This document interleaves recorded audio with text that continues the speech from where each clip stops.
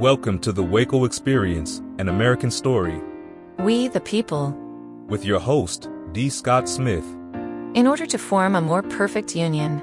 Interviews with leaders in business, government, and nonprofit organizations. Promote the general welfare.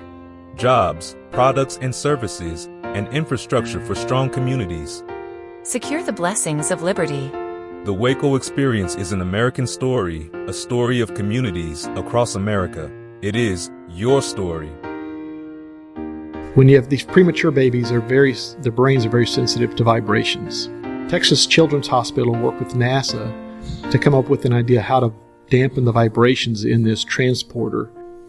I am grateful for all of those who support and encourage us here at the WACO Experience, an American story. I needed a supplement to my digital calendar, something to guide me in planning and tracking my goals. The Independent Planner is a notebook-style planner and journal designed for entrepreneurs by an entrepreneur. Take a look and learn more at independent-planner.com. Friends for Life, for over 35 years, providing support systems and services for seniors and people with disabilities. Learn more at friendsforlife.org. The Aspects of Aging weekly talk show with Christine A. Smith. Unscripted conversations with experts. Christine's guests share about products, services, and information about aging. Watch each Monday live at noon Central or anytime at agingbetternetwork.com. Biddy & Bowes Coffee. Drop in for a hot or cold beverage. Biddy & Bowes provides jobs for people with intellectual or developmental disabilities. Visit them at 110 Franklin Avenue in Waco. The best way to learn guitar is with the Chord Buddy Learning System. This 100% U.S.-made product and Shark Tank winner will have you playing songs in minutes. On the WACO Experience, an American story, I'm in Georgetown. We're at the Chamber of Commerce, and I will tell you, they have been so gracious and accommodating. And today I get to talk with Kevin Repa from SATOP. That's the Space Alliance Outreaching. Technology. All right. Okay, good. All right. The Space Alliance Technology Outreach Program. So, Kevin, welcome to the show. All right, thank you. Appreciate you guys taking the time to let us use your platform here to get the word out about SATOP. That's right. So let's start right there. Let's talk about what is SATOP and who would benefit from it. All right, so SATOP is a state-funded program that provides technical support to small businesses, entrepreneurs, and inventors that have an idea, they're working on it, but they just are lacking some of the technical expertise to get that product over the finish line so they can get it to market. And so that would be anything, if it's like in an engineering curriculum, that would be the kind of technical support we're talking about. So it's like, I need structural analysis. I don't know how strong to make this thing. I'm making it, but it's too heavy. I don't know how to connect these sensors to get data that I need to drive a mechanism. So all those kinds of things. And it could be some simple things too. It's like, I want to put some light somewhere, but I don't know how to make the battery pack work with what I want to do for the environment it's going to operate in. So it's a wide variety of technical areas that get supported, including something that would be in a computer science area. So it's very broad in terms of what we mean by technical. And who supported is any small business under 500 people that's a Texas company, or the entrepreneurs or individuals that have the ideas. They just have to be a business. So it can be some guy working in his garage coming up with an idea, as long as he has, doing business as or LLC or something, so that it's recorded as a business for the state. And it's all with the intention of growing the state economy, creating jobs, increasing facilities, adding new products, whether they're new or enhanced products for the Texas consumers. So I don't want to make people wait. Okay. Let's talk about, first of all, how do people find information about this online? What website would they go to, and how do they apply? Okay, so you go to your browser, pick up whatever your search engine is of choice, and type in SATOP.SPACE, so SATOP.SPACE, and the website pops up. That'll give you information about the background of the program. show you some previous success stories that we've had to give you some better feel for the types of things that have been done in the past. And then in the upper right-hand corner of the website, it says Request for Assistance.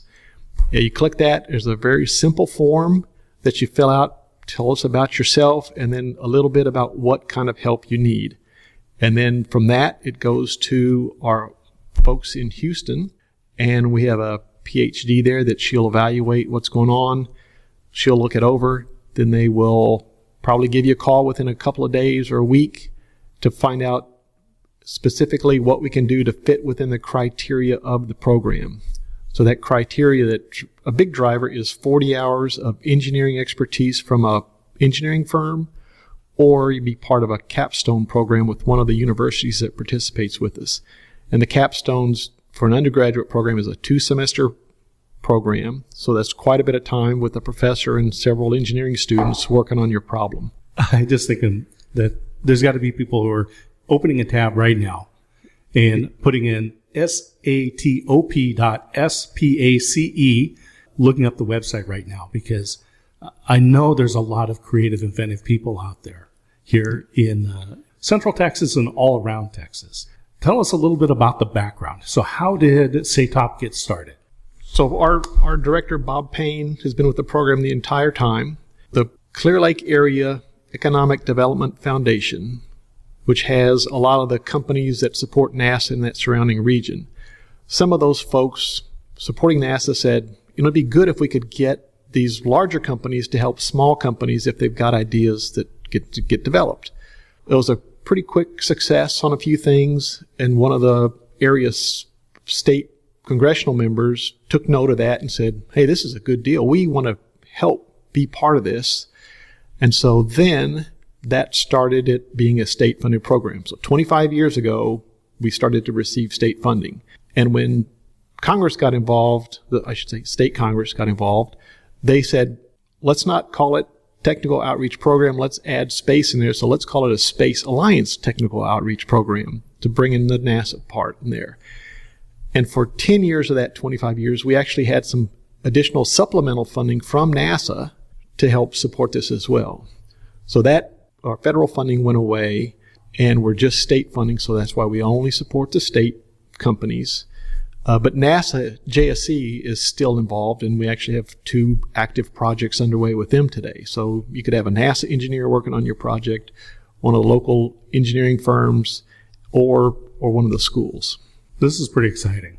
I'm thinking there's inventors out there right now who are getting online and registering a DBA for their business, so they can apply and take advantage of this. 40 hours of engineering time. What kind of value is that?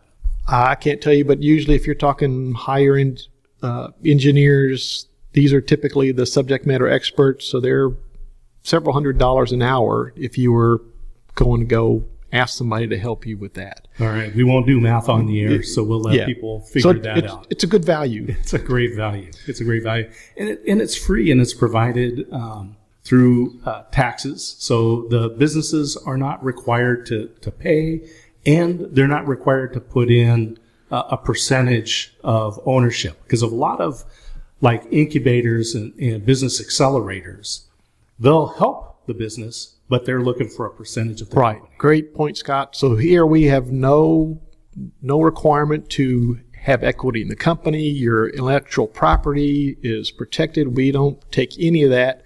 This is really a no strings attached support.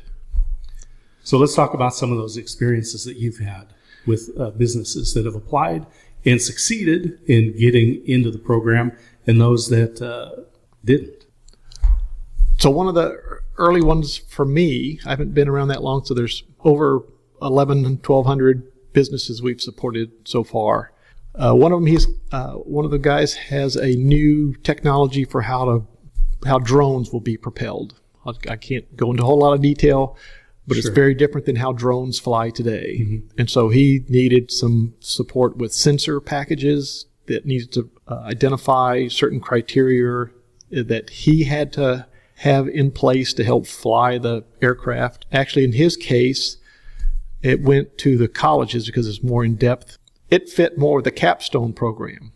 And so that went forward to the schools, and actually in his case he got a twofer. So Texas A&M and College Station took part of his issues to go address, and then Texas A&M in Galveston said, oh, well, we want to work on this part of it. So normally you only get one at a time. He got a benefit of having two in place today. So they are going through that. First semester is now completed. They're about to be starting into the second semester. And relative to the volume of stuff going through the capstones, so right now we've got 15 capstones that are underway from the fall semester and will be transitioning to the spring semester.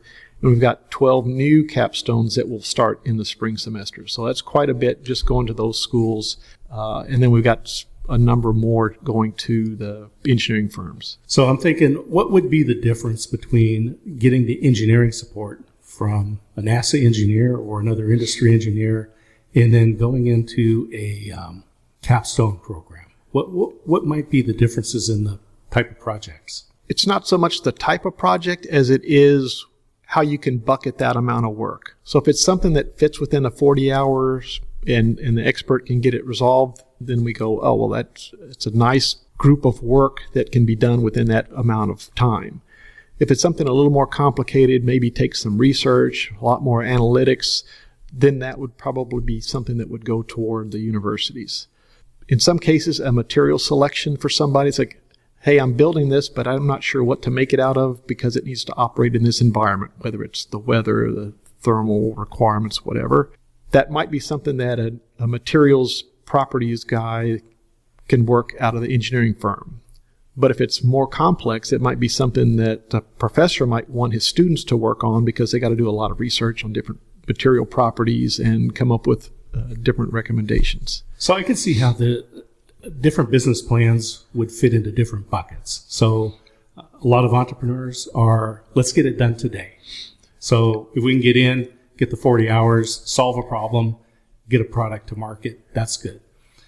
If you're looking at longer term and you're maybe needing additional funding, so the Small Business Innovation Grants, the SBIR type funding, I could see going into a capstone and getting the research done that's required. That's part of the requirement of getting the SBIR funding. If you're a little patient, maybe depending on your program and the business plan. Yeah, as well. but you bring up a point there that it's free, so you might not be able to control the timing. With the capstones, it's very well defined. It's 2 semesters. But with the 40 hours of the engineering time, it's on that person's availability. So it's not 40 hours, it's 8 hours a day. Not this work. week, right? No. It's going to be as they can fit it in. So it may be a few hours this week, a few hours next week. So it could take some time. Mm-hmm.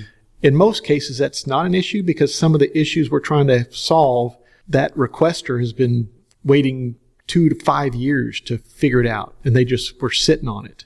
And so the fact that we give them this chance to get something for free, that potential achievement of the objective, a little bit of time is not that big of a deal for them.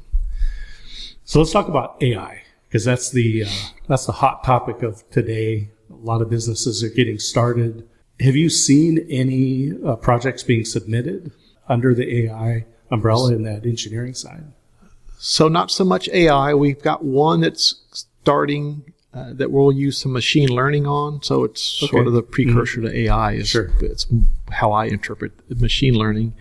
And so there's some of that software-related activities in terms of making things operate similar to AI, but there's not been a whole lot in AI because it's so new that it may take much longer to get the product requester's solution found because it's fairly new. But at the same time, people that really know AI really well will say, well, no, if I use AI, I'm going to get the answers faster. It's like, well, yeah, only if it somewhere exists somehow that it's, it's not creating ideas for you. It's you got to feed it the information. Right. What are some of your favorite things that you've seen out there? The favorite one is an infant transporter. When you have these premature babies, their brains are very sensitive to vibrations, very much monitored in terms of the environment they're in. But if they have to get transported, whether it's by helicopter or an ambulance, they're in an environment that can be very vibration high, I'll say. So bumpy roads, helicopter vibrations. And so what Texas Children's Hospital worked with NASA to come up with an idea how to dampen the vibrations in this transporter. And so they use the technology that they have on the treadmill on the space station to reduce the vibrations on space station. Well, they use that same dampening technology in the transporter, so that makes the baby's movements much safer by reducing the vibration. So that's been one of my favorite ones that we worked on in the past. So literally taking technology that was involved in making being involved in the space station safer has been applied for these premature infants. That's beautiful. I mean, what a great story. Yeah, to me that's a really, really good one. And we've got a lot of things with material selections. One guy was coming up with a way to do some automated mooring of boats and had this nice mechanism, but wasn't sure what to make it out of to keep the gears and everything working right over time in either a salt, brackish, or freshwater environment. And so he worked with Texas A&M at College Station, and those guys went through programs, research, and gave him a number of material selections that helped him get his product to the point where it was marketable. A recent one that the Texas A&M worked on was for a company in Dripping Springs. It has to do with the rehabilitation for neurological patients or elderly that are having trouble with their balance. And so they improved the device that's used to say, reformulate that balance in your system.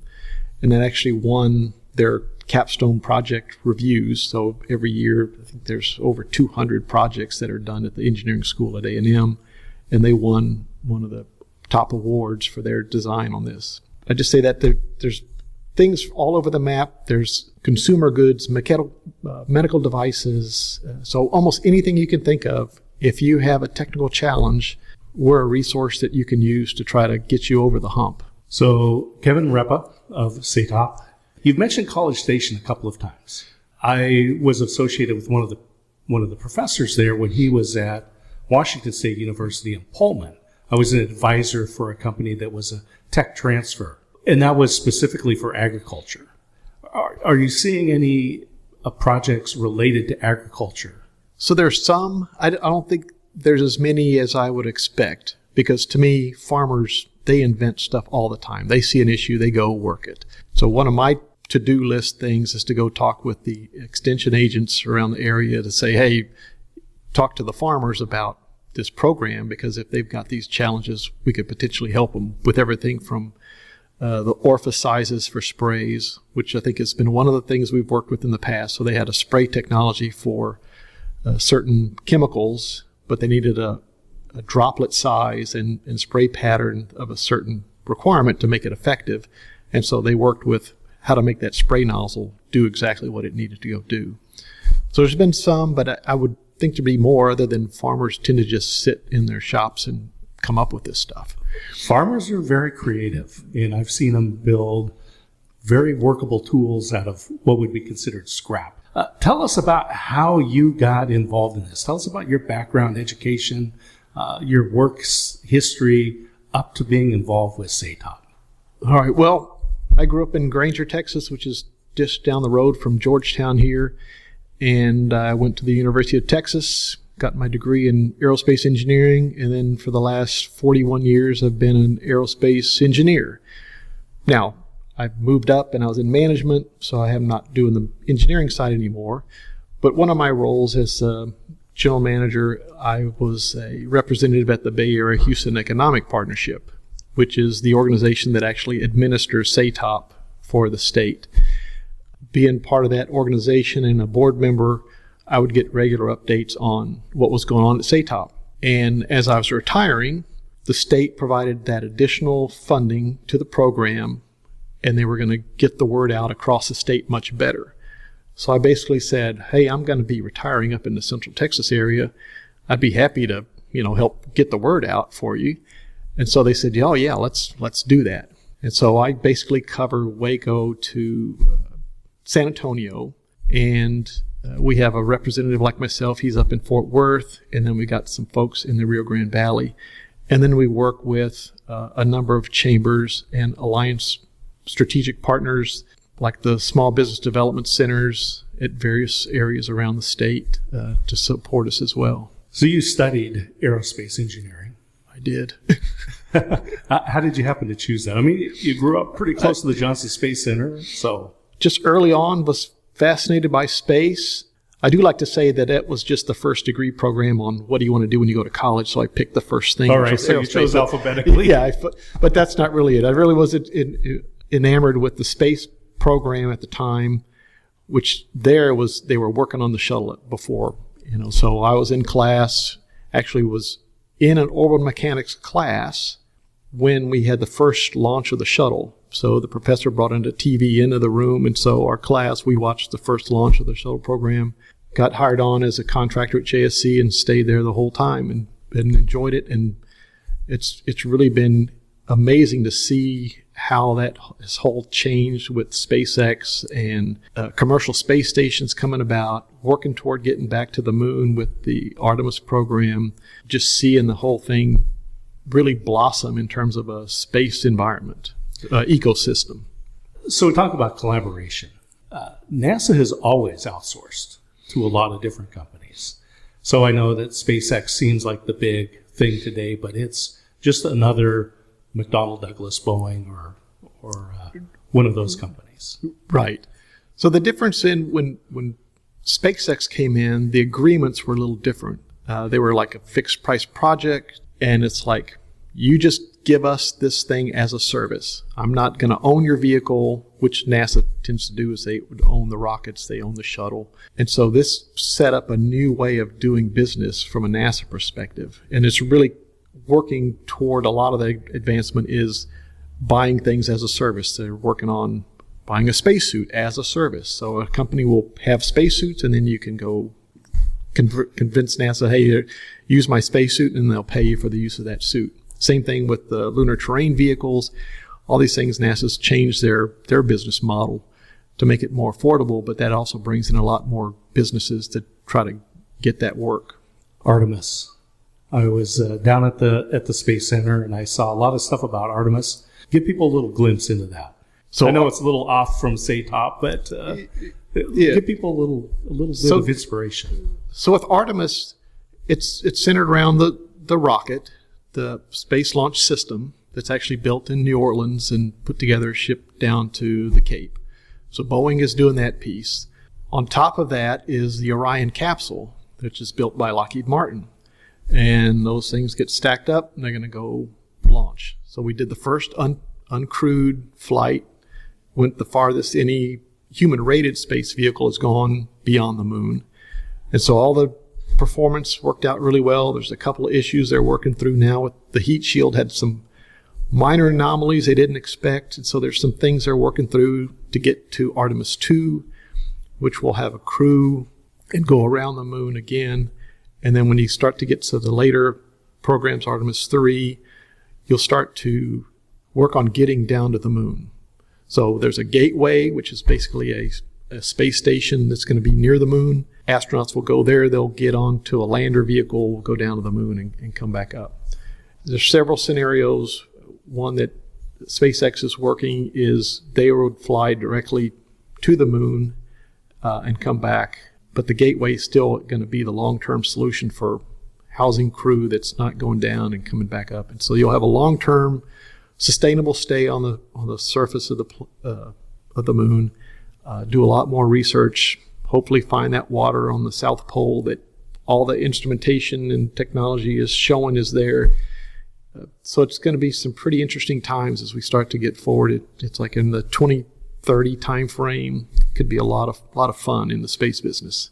The beautiful thing about this is these engineering companies that are supplying this information, this research, the products to NASA for the Artemis program means that for all the entrepreneurs that are out there, all those small businesses who are thinking, I've got things to do, but I don't have the engineering chops to do this, these companies are going to be around to provide this engineering support so those for many years. Yeah, those same people that are doing a lot of the design work, they got the engineering expertise that could probably help whatever challenges are there. And there's, you've got our alliance partners are not just the big companies. I mean, we've got some of the smaller contractor groups as well, down to single consultants that are out there that just have expertise and want to give back some support. To be an alliance partner, one, doesn't mean you have to be related to space. It's just you want to help out.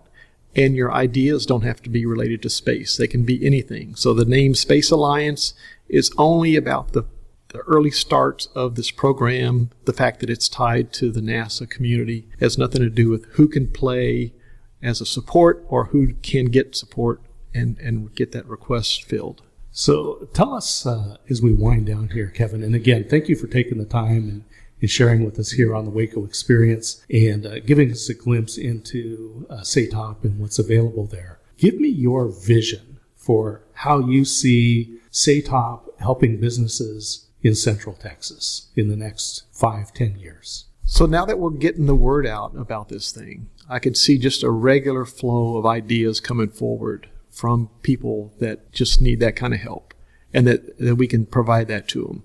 So in the past, people didn't even know this existed, even though it's been around for 25 years. So now the fact that the word is getting out, that there'll be this nice steady flow of, I got this idea, and people won't feel encumbered by not having the technical knowledge to get their idea developed. You know, a lot of people just say, I got this great idea, but I don't know how to do it. And so they just let it sit until they see it on the shelf somewhere and they go, hey, I had that same idea 10 years ago. So hopefully that will be minimized and folks will feel very confident that they've got support they can get and it won't cost them anything to go do that. Funded by the state, we have strategic partners like the Georgetown Chamber and others that help get the word out for us and network to their members to make sure they're aware of this resource that they've got available to them. We've got alliance partners that are the engineering firms, NASA Johnson Space Center, the universities that are part of the program, and those guys provide the support. We also have other businesses that just want to help. So we do the technical side. There are organizations that can help with the marketing, how to set up your finances, all that stuff. So if somebody comes to us with a request, but it's not something that we do, we have our strategic partnerships that we can point people to the help that they need. So some people talk about when they hear about this, oh, I need help with this digital marketing plan. It's like, well, that's not us, but hey, we've got a few folks in your area that can potentially help you. And most of the folks we talk with, they'll say, oh, you know, the first visit or whatever, we're not going to charge them for that stuff. We'll find out if we're the right fit, tell them what we can do, and then if there's an agreement, we go forward. But those tend to be, to get their services, it's going to eventually cost you. But at least the initial review and assessment there's no cost in those. Well, this is exciting, and I think it's a great service for the entrepreneurs, for the startups, for the small businesses in Texas, being able to collaborate. Kevin and Repa, thank you for your time today. All right. Thank you, Scott, and appreciate the opportunity to get the word out.